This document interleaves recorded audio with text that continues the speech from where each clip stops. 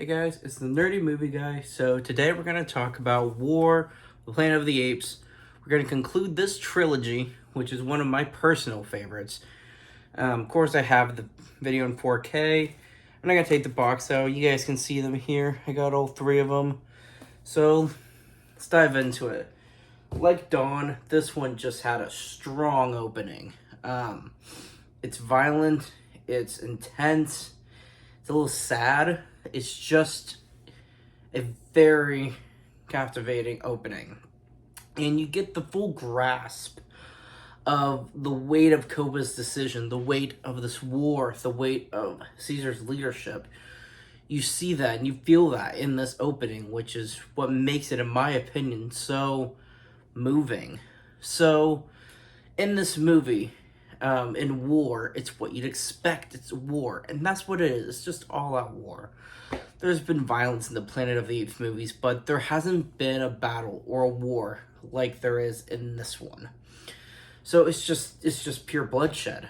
So we get to see toward the beginning, Caesar is sparing some of people's lives. He's trying to send a message to the colonel saying, I didn't start this war, but we're fighting out of necessity.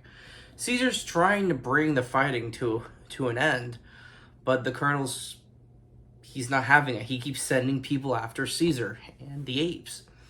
So toward the beginning, we get to see more of a personal story for these characters. We know Blue Eyes and Rocket have been away for an unspecified long amount of time. I was searching for a home, and they found one. But the apes can't leave immediately. But at least they found a place where they can go. So that's the plan.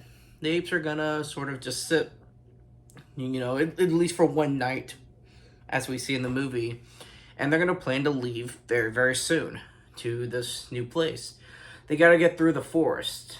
We kind of get the sense that the army has been around the forest, watching and waiting for them. So that's sort of the sense we get in the, toward the opening. So we sort of get some emotional backstory. Caesar has a new kid, Cornelius. So he has Blue Eyes, he has Cornelius, and he's got himself a family. So finally, the point I've been trying to get to, we see Caesar's trying to go to sleep. All the apes are asleep, and he sees these green lights. And as he reaches through the waterfall, you see the rope. And that's when he can tell, okay, there's people here now. And so he's rushing to he's looking for Rocket. He's looking for the guards. He's trying to get everyone prepared for a fight, but he's not trying to create a panic and wake everyone yet. But before he can really gather his thoughts, he finds that his wife and Blue Eyes have been shot and killed. And it's just devastating to see because Blue Eyes had such a significant role in Dawn. So to see this is just heartbreaking. And he goes after the colonel. The colonel gets away. And when he goes back, this is one of the moments in war that, for me, sets it apart. Is I teared up a few times during war. There's just some sort of captivating element that this movie has that the others just simply didn't. And, it's sad when he sees his family dead, and he's looking for Cornelius. And when he finally sees his little son, you just see Caesar just breaks down, and you can tell Andy Serkis just breaks down. This is one of those things that just made me go, wow, Caesar could not have been played by anyone else but Andy Serkis. For me, this moment cemented him as his version of Caesar to be irreplaceable. That's what cemented it for me. That's the first time I teared up. And that's not going to be the last time throughout this movie. And as we're going through the movie, we realize we're just getting more and more new characters. And this adds to what I appreciate about Dawn and Rise is, in Rise, you had such a handful of named characters. It was primarily 4. There was Caesar, Koba, Rocket, Maurice, and then there was Buck. So there's 5. There's essentially 5 named characters in Rise. And Dawn, now there's plenty. And in War, there's even more new characters. And it's just one of those cool things to see how, some people can nitpick and say, well, we didn't see these characters in Rise. Where were they? Well, they've been collecting apes from all around. There's a zoo that they broke apes out of, and so just apes are kind of coming from all around, and they're kind of banding together, so to speak. So, just because Winter is a sort of albino gorilla, just because he wasn't in Rise, doesn't mean that it's a plot hole for this movie. I don't think that's the case. I don't know. I know some people feel that way, but I just don't see it. So I appreciate having so many new characters in this movie, like Luca. We finally see Luca, and he's a gorilla. He's similar. He's a sort of kind of takes on Buck's role in this movie, and he's an interesting character, And the thing for me is Matt Reeves decided to give a sort of a human element to the apes, sort of an ape element to the humans. I mean, there's the brutality in the story and what these characters have to do to survive. Just it goes far beyond what happened in Rise and far beyond what happened in Dawn. There's this little child that's mute, and they come across this child, and that's when you start to realize this flu's mutating. It's actually turning people mute, and this is what turns them into their primitive state as we see in the original movies. So it's just, this movie just felt, you get the sense of dread the whole time because you realize this is the end. Of course, going in theater watching War, you didn't realize we were going to have Kingdom of the Planet of the Apes, but so you get this feel that this is connected to the originals. This is the end of the humans. It's the end of humanity. And this is the rise of the apes for good. So, but there's got to be a war to do it. So this movie just pulls so many different emotions that just makes it such a strong and moving film to watch. And this little kid brings out, the human side in Luca. We see this new character, Bad Ape. He's, brings sort of a slightly comical element to the movies. There hasn't really been a comical side to the movies until this character, Bad Ape. He fills that role. And I know some people said it was unnecessary, but for these movies, you want to see these movies with your family. And you need a comical character like that. So I think the fact that he didn't take up too much screen time and he didn't become too important that the film relied on him, I think he fit in there just right. So I thought it was a cool addition to the movie. And as you realize what this colonel is having done to his soldiers, having them shot and killed, if they're not, if they're showing signs of becoming mute, you just see the brutality in this guy. And when they finally meet face to face, it's in my opinion, one of the more impressive performances by Woody Harrelson. And there's just, the conversations he has with Caesar. I mean, this is one of those movies where you just take a step back and you realize, wow, they're really talking about the hard stuff here. And you realize they're not going to come to terms with each other, and they're not going to have peace. But just to get that backstory of what's been going on in the world and with the humans and the impacts of the apes, I mean, it just kind of puts everything in this trilogy to perspective, and you realize we're coming to a close of the impact that the humans has had on the apes and that the apes have had on the humans. And it's just bringing everything to a close slowly but nicely. And it sort of builds this story where toward the end, you realize, they're all caged. They have to escape again. And it kind of brings the nostalgia back to Rise, sort of where they began having to break out from the cages.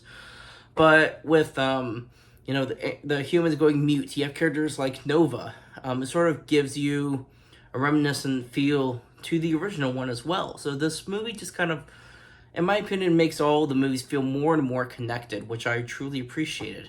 And this kid being named Nova, I remember people complaining about it, saying, well, because in the originals, the main girl, her name is Nova. And some people are saying, well, this is just too far back in time. It's the same person. Well, yeah, it's not the same person. It's not supposed to be. I think her name is more of a nod and more to give a nostalgic feel and less of it is the same character, because it's obviously not. So that didn't bother me. I thought it was kind of neat to see just small pieces being connected throughout these movies. So that was cool to see. So overall, like I mentioned in my review for Rise, with Buck not being shown to get the ALZ-113, that could be the only plot hole, maybe, if you could stretch. That's more nitpicking than a plot hole. But I had no issues with Dawn. I have no issues with War. It's just one of the near perfect movies. And again, now that we see you know, Caesar's haunted by Koba. The apes are haunted by Koba, and the humans, they don't realize it, but they're haunted by Koba because of this war that's you know, started.